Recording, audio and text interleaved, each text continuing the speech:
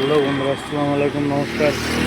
কেমন আছেন আপনারা? আশা করছি ভালো আছেন, সুস্থ আছেন। তো আমি এখন আছি আমাদের আমতলা পেট্রোল পাম্পের কাছে, বেরিয়ে পড়েছি বাড়ি যাওয়ার উদ্দেশ্যে। তো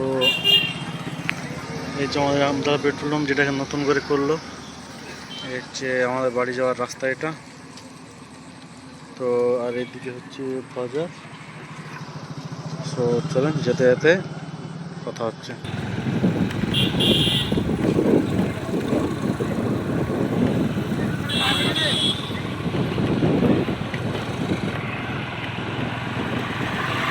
ডাক্তার বলে যাচ্ছে পেঁয়াজ, এলো হয়তো পেঁয়াজ। এখন আমাদের এদিকে পেঁয়াজের ফুল সিজন। তারপরেও এখানে একটা ছোট্ট গ্যারেজ, এটা একটা গ্রাম, এটা পার হয়ে মাঠ, তারপরেই আমার বাড়ি অনেকটাই দূরে। তো যেটা বলছিলাম, এই যে পেঁয়াজ লোড হচ্ছে, এতে সবথেকে ক্ষতি হলো কৃষকের।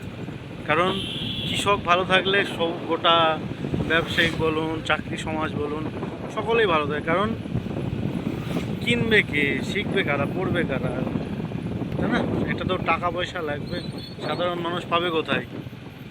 সো পেঁয়াজের দাম খুবই কম। আর আপনারা কী কোথায় থেকে আমার ভিডিও দেখেন অবশ্যই বলবেন, একটু পাশে থাকবেন, সাপোর্ট করবেন। তো দেখতে দেখতে চলে আসলাম আমাদের। এইভাবে কেউ বাইক চালাবেন না, বাড়িতে সকলে আছে। আর এটা হচ্ছে আমাদের পাওয়ার হাউস। আর এই স্কুলটায় সম্ভবত বিএসএফ আর্মিরা হয়তো আসবে, সেই জন্যই এত লাইট, না সাধারণত লাইট থাকে না। আর ওই যে বাইক দুটো গেল, ওইভাবে কেউই বাইক চালাবেন না, কারণ বাড়িতে সকলেরই পরিবার অপেক্ষা করে। তো দেখতে দেখতে চলে আসলাম মাঠের মধ্যে। এখন আর মাঠটা ফাঁকা নেই। আমি যখন স্কুলে পড়তাম তখন মাঠটা ফাঁকাই ছিল প্রায়, দোকান পাশের কেউ ছিল না, পুরোটা অন্ধকার। খুবই কষ্ট করে বাড়ি গেছি আমি আর আমার আব্বু।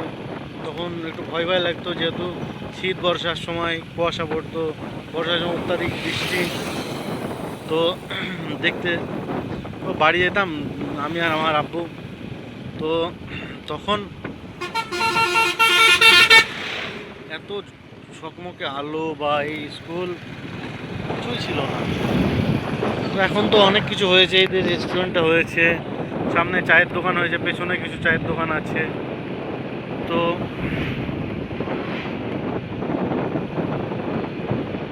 তখন ভয় লাগতো প্রচুর। কারণ সেটার কারণ হচ্ছে যে, বুঝতে তো পারছেন, মানে বিপদ তো আর বলে করে আসে না। তো এই দেখুন, সব ইয়াং ছেলে পেলে সব বাইক নিয়ে দাঁড়িয়ে, কোনো টেনশন নেই, চিন্তা নেই, ছুটছে। হয়তো কিছু হয়েছে, আল্লাহ না করাক, বা উপর আল্লাহ না করাক তাদের কোনো বিপদ হোক, সুস্থভাবে বাড়ি যাক, সেটাই বলবো। আর এইভাবে অজস্র পরিমাণ গাছ কেটে কেটে এখানে কয়লা তৈরি হয়, এটা নতুন করেছে। আরও হয়তো জঙ্গলে অনেক গাছই কাটছে, সেগুলোকে আমরা রক্ষা করতে পারছি না। তো একটি গাছ একটি প্রাণ, সেটাই বলে। সামনে এতটা ভিড়, কী কারণে জানি না, বাট ভিড় আছে। কি হলো এখানে? সম্ভবত কোনো অ্যাক্সিডেন্ট হয়েছে, সেই জন্য বিএসএফ, আর্মি, পুলিশ সবই দেখলাম। তো এই জন্যই বলছিলাম যে সুস্থভাবে গাড়ি চালাতে। তো কেন জানি না, হয়তো কোনো বিপদ হয়েছে।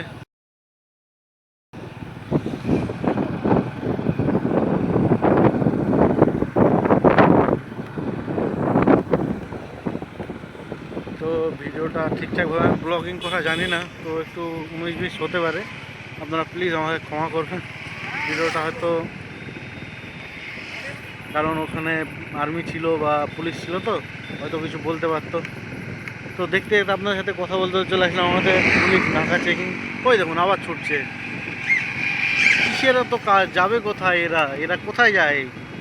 এত ব্যস্ততা কিসের এদের জীবনে?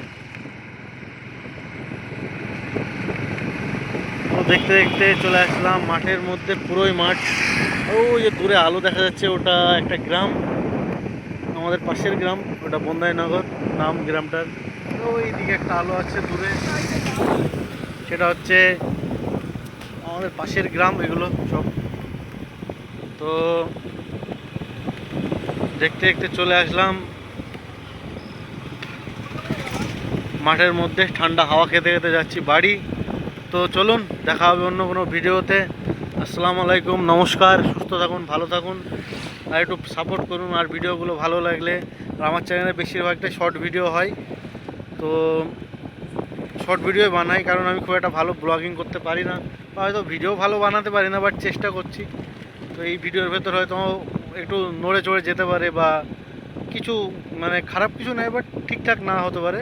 তো আপনারা ছোট ভাই হিসেবে, সন্তান হিসেবে বা বন্ধু হিসেবে পাশে থাকবেন, এটা আশা করব। আর লাইক, কমেন্ট, শেয়ার, সাবস্ক্রাইব করে ফলো করুন। ফেসবুকেও আমার ভিডিও দিই অল্প বিস্তর। আর চলুন, আবার অন্য কোনো ভিডিওতে দেখা হবে। সবাই সুস্থ থাকুন, ভালো থাকুন, সবাইকে শুভরাত্রি। আসসালামু আলাইকুম, নমস্কার।